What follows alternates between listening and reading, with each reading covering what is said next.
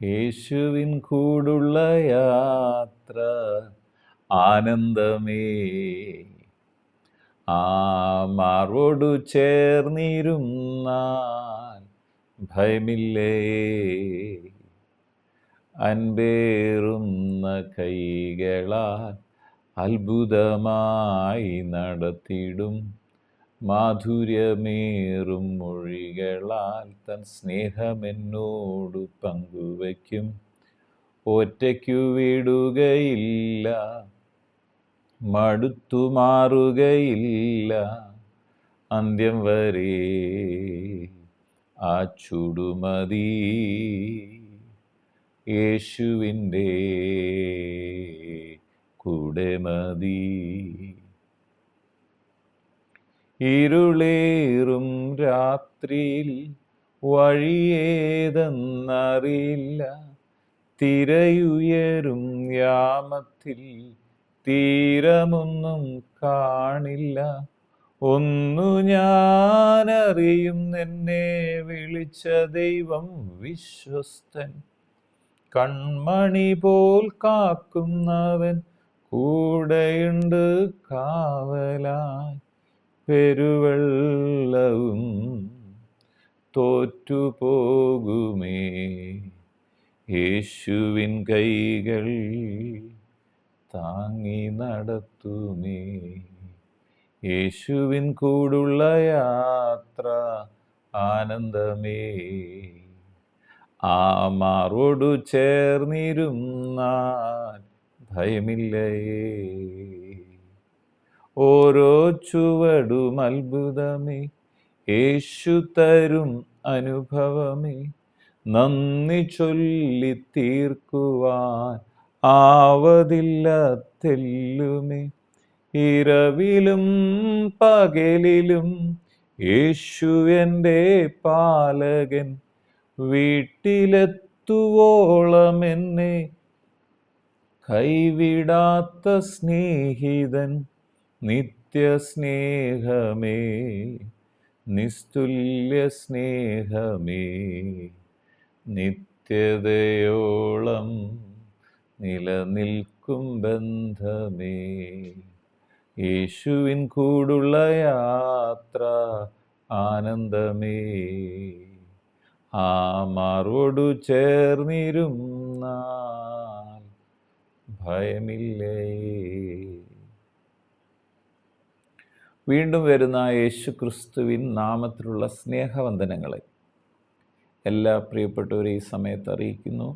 വിശുദ്ധ യോഹന്നാൻ എഴുതിയ സുവിശേഷം 11-ാം അധ്യായം അതിൻ്റെ 4-ാം വാക്യത്തിൽ ഇങ്ങനെ പറയുന്നു: യേശു അത് കേട്ടിട്ട്, ഈ ദീനം മരണത്തിനായിട്ടല്ല, ദൈവപുത്രൻ മഹത്വപ്പെടേണ്ടതിന് ദൈവത്തിൻ്റെ മഹത്വത്തിനായിട്ടത്രേ എന്ന് പറഞ്ഞു. ഇതിനെ കേൾക്കുന്ന പ്രിയ സഹോദരങ്ങളെ, നിങ്ങളുടെ ജീവിതത്തിൽ ദൈവം അത്ഭുതങ്ങളെ ചെയ്യും ദൈവമാണ്. യേശു അത്ഭുത മന്ത്രിയാണ്. യേശുവിനെക്കുറിച്ച് യെശയ്യാ പ്രവാചകൻ ഇങ്ങനെയാണ് പറഞ്ഞത്: അവൻ അത്ഭുത മന്ത്രി.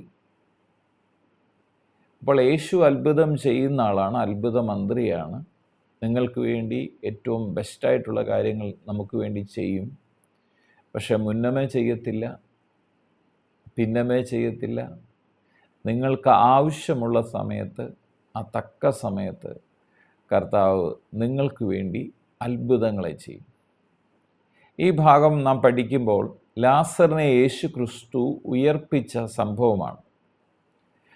മറിയയുടെയും അവരുടെ സഹോദരിയായ മാർത്തയുടെയും സഹോദരനായിരുന്നു ലാസർ.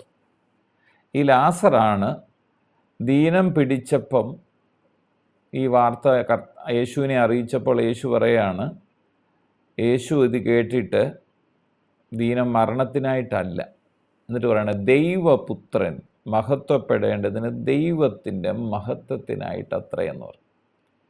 നിങ്ങളുടെ ജീവിതത്തിൽ ഇന്ന് നിങ്ങൾ അനുഭവിക്കുന്ന ഏത് വിഷയമായാലും, രോഗമായിക്കോട്ടെ, ഏത് സാമ്പത്തിക പ്രതിസന്ധി ആയിക്കോട്ടെ, എന്തായിക്കോട്ടെ, അത് ദൈവത്തിൻ്റെ മഹത്വത്തിന് വേണ്ടിയാണ് എന്ന് നമ്മൾ തിരിച്ചറിയണം. എന്ന് പറഞ്ഞാൽ അതിനകത്തൊരു അത്ഭുതം കാണും. പക്ഷെ അത് കർത്താവ് അത് ചെയ്യും. ഇവിടെ യേശു മാർത്തയും അവളുടെ യേശു മാർത്തയും അവരുടെ സഹോദരിയെയും ലാസറിനെയും സ്നേഹിച്ചിരുന്നു. അതിന് കർത്താവിന് മാറ്റവും. പക്ഷേ എന്നിട്ടും കർത്താവ് ഇവർ ദീനമായി കിടക്കുന്നു എന്ന് അറിഞ്ഞിട്ട് ചെന്നില്ല. ഇപ്പം നിങ്ങൾ വിചാരിക്കും, നിങ്ങൾ യേശു സ്നേഹിക്കുന്നില്ലേ? എന്താ യേശു എൻ്റെ പ്രാർത്ഥന കേൾക്കാത്ത? ഈ വിഷയത്തിന് എന്താ മറുപടി തരാത്ത? യേശു നിങ്ങളെ സ്നേഹിക്കുന്നുണ്ട്. പക്ഷെ ഒരു ദൈവമഹത്വം നിങ്ങളിലൂടെ വെളിപ്പെടാനാണ് ചില പ്രാർത്ഥനാ വിഷയങ്ങൾക്ക് ചിലപ്പോൾ കാലതാമസം നേരിടുന്നു. ഇവിടെ എന്താ സംഭവിക്കുന്നത്? യേശു അവിടെ വരുന്നു. എപ്പോഴാണ് യേശു വരുന്നത്? ലാസർ മരിച്ചതിനൊക്കെ ശേഷം പക്ഷേ യേശു അവിടെ വരുന്നത്. പക്ഷേ യേശു വന്നപ്പോൾ യേശു അവരോട് പറയുന്ന ഒരു കാര്യമുണ്ട്. 40-ാം വാക്യത്തിൽ പറയും, യേശു അവളോട്, വിശ്വസിച്ചാൽ നീ ദൈവത്തിൻ്റെ മഹത്വം കാണും. വിശ്വസിക്കണം. നിങ്ങളുടെ ജീവിതത്തിൽ പൊയ്ക്കൊണ്ടിരിക്കുന്ന സാഹചര്യത്തിൽ യേശു അത്ഭുതം ചെയ്യുമെന്ന് വിശ്വസിക്കണം. വിശ്വസിച്ചാൽ ദൈവമഹത്വം കാണും എന്ന് പറഞ്ഞാൽ യേശു അവിടെ വന്ന് നിങ്ങൾക്കായി അത്ഭുതങ്ങളെ ചെയ്യും. ഇവിടെ പറയാണ്, യേശു അവളോട്, വിശ്വസിച്ചാൽ നീ ദൈവത്തിൻ്റെ മഹത്വം കാണുമെന്ന് ഞാൻ നിന്നോട് പറഞ്ഞില്ലയോ എന്ന് പറഞ്ഞു. അവർ കല്ല് നീക്കി. യേശു മേലോട്ട് നോക്കി, പിതാവേ, എൻ്റെ അപേക്ഷ കേട്ടതിനാൽ ഞാൻ നിന്നെ വാഴ്ത്തുന്നു. നീ എപ്പോഴും എൻ്റെ അപേക്ഷ കേൾക്കുന്നു എന്ന് ഞാൻ അറിയുന്നു. എങ്കിലും നീ എന്നെ അയച്ചുവെന്നും ചുറ്റിനും നിൽക്കുന്ന പുരുഷാരം വിശ്വസിക്കേണ്ടതിന് അവർ നിമിത്തം ഞാൻ പറയുന്നു എന്ന് പറഞ്ഞ് ഇങ്ങനെ പറഞ്ഞിട്ട്, ലാസറേ, പുറത്തു വരിക എന്ന് ഉറക്കെ വിളിച്ചു. മരിച്ചവൻ പുറത്തു വന്നു. അവൻ്റെ കാലും കൈയും ശീല കൊണ്ട് കെട്ടിയും മുഖം റൂമാൽ കൊണ്ട് മൂടിയുമിരുന്നു. അവൻ്റെ കെട്ടഴിപ്പീൻ, അവൻ പോകട്ടെ എന്ന് യേശു പറഞ്ഞു. എന്നെ കേൾക്കുന്ന പ്രിയപ്പെട്ടവരെ, നിങ്ങളുടെ ആ വിഷയം ആ നിമിഷത്തിൽ നിങ്ങൾ പ്രാർത്ഥിച്ച ആ നിമിഷത്തിൽ അന്നേരം വിടുതലായില്ല. പക്ഷേ ഒന്ന് മറന്നു പോകരുത്, കർത്താവ് നിങ്ങളെ മറന്നു പോയതല്ല. നിങ്ങളുടെ വിഷയത്തിന്മേൽ കർത്താവ് വലിയൊരു അത്ഭുതം ചെയ്യാൻ ആഗ്രഹിക്കുന്നു. യേശു നിങ്ങൾക്കായി എഴുന്നേൽക്കും. യേശു എഴുന്നേൽക്കുമ്പോൾ എന്താണ് സംഭവിക്കുന്നത്? നിങ്ങളുടെ വിഷയത്തിന് കല്ലറയിലായ വിഷയമാണ്, 4 ദിവസമായതാണ്, ഒരിക്കലും ഇനിയും അവൻ ജീവനിലേക്ക് മടങ്ങി വരത്തില്ലെന്ന് പറയുന്ന ആ സാഹചര്യത്തിലും യേശു ക്രിസ്തുവിന് നിങ്ങളെ വിടുവിക്കാൻ കഴിയും. നിങ്ങൾ രോഗിയായിരിക്കുമ്പോൾ മാത്രമല്ല, നിങ്ങൾ ഏതവസ്ഥയിലും ആർക്കും വിടുവിക്കാൻ കഴിയാത്ത അവസ്ഥയിൽ നിന്നും യേശു ക്രിസ്തുവിന് നിങ്ങളെയും എന്നെയും വിടുവിക്കാൻ കഴിയും. പക്ഷേ ദൈവവചനം കർത്താവ് തന്നെ പറയാണ്, വിശ്വസിച്ചാൽ. നമുക്കൊന്ന് വിശ്വസിക്കാം. യേശു ജീവനോടെ ഉണ്ടെന്ന് വിശ്വസിക്കാം. എൻ്റെ വിഷയങ്ങൾക്ക് വേണ്ടി യേശു അത്ഭുതം ചെയ്യുമെന്ന് പറയാം. ചില സാഹചര്യങ്ങൾ കണ്ടിരുന്ന് പിറുപിറുത്തിരിക്കാതെ കർത്താവ് നിങ്ങൾക്കായി എഴുന്നേൽക്കുന്നു. എഴുന്നേൽക്കുമ്പോൾ വലിയ അത്ഭുതങ്ങൾ നിങ്ങളുടെ ജീവിതത്തിൽ നടക്കും. വിശ്വസിച്ചാട്ടെ. പ്രാർത്ഥിക്കാം. പിതാവേ, പ്രാർത്ഥിക്കുന്നു യേശു ക്രിസ്തുവിൻ നാമത്തിൽ. എന്നെ കേൾക്കുന്ന പ്രിയപ്പെട്ടവർ കൊണ്ടിരിക്കുന്ന സാഹചര്യങ്ങൾ, രോഗത്തിൻ്റെ അവസ്ഥകൾ, ഇതെന്തായിരുന്നാലും, സാമ്പത്തിക വിഷയമായിരുന്നാലും, യേശു ക്രിസ്തുവിൻ്റെ നാമത്തിൽ ഇന്ന് കർത്താവെ ഈ പ്രിയപ്പെട്ടവർ വിശ്വസിച്ച് പ്രാർത്ഥിക്കുമ്പോൾ ഇവർക്കായി ദൈവം മഹത്വം വെളിപ്പെടട്ടെ. ഇവർക്ക് വേണ്ടി ആ വിഷയത്തിന്മേൽ അത്ഭുതങ്ങൾ സംഭവിക്കട്ടെ. പ്രാർത്ഥിച്ച് അനുഗ്രഹിക്കുന്നു. സകല മഹത്വവർക്കപ്പെട്ട കുഞ്ഞാടിൽ യേശു ക്രിസ്തുവിൻ പൊന്നുനാമത്തിൽ പിതാവേ, ആമേൻ.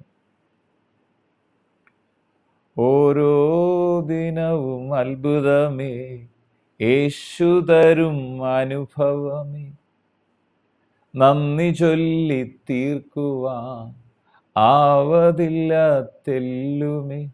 ഇരവിലും പകലിലും യേശു എൻ്റെ പാലകൻ, വീട്ടിലെത്തുവോളം എന്നെ കൈവിടാത്ത സ്നേഹിതൻ. നിത്യസ്നേഹമേ, നിസ്തുല്യ സ്നേഹമേ, നിത്യതയോളം നിലനിൽക്കും ബന്ധമേ.